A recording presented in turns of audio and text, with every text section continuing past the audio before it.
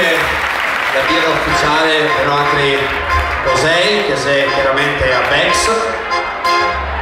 E vorrei... Bex. Vorrei dedicargli la prossima canzone a un mio amico che domani purtroppo sarà un giorno molto pesante, un giorno di sofferenza, e si sposa. Questa canzone parla un po' del tuo destino, sei inutile che fai tanto, questo te lo devi fare, perché i tempi si cambiai. Dedicata a Melchiorre il Picciché. Si sposa! Melchiorre il Picciché, so che parla Mazzetta, no? E gli era tanto un beltoso. Beltoso? Melchiorre in compagnia con Gaspare e Baldassarre. No, comunque lui pensa che sia un nome inventato, Melchiorre il Picciché. Invece il nome amico non esiste veramente. Sì. Dal nome e cognome non riesce ma è da Bolzano, vero? Bressanone. Sì, Credo fra dei Jürgen e Hans il Picciché. Picciché. Allora io gli auguro buon matrimonio a lui e questa è la fine che farai, caro Melchiorre.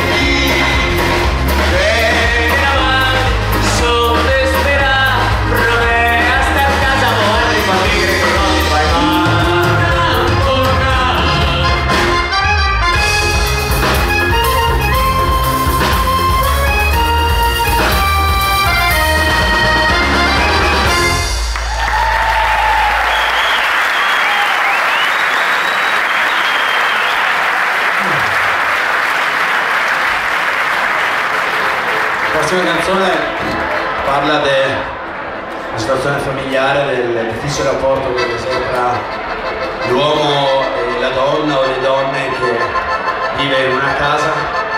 Mi voglio dedicarvi sentitamente una persona che si è in difficoltà, soprattutto a causa delle donne, non per colpa sua, si è devo soffrire tantissimo e viene giustamente accusato.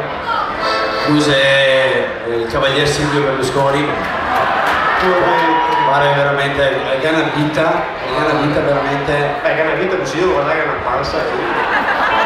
No, veramente, so che in questo momento per lui sembra che Silvio dar tutto a puttane, e voglio dire che Silvio guarda che non si cambia niente rispetto a prima.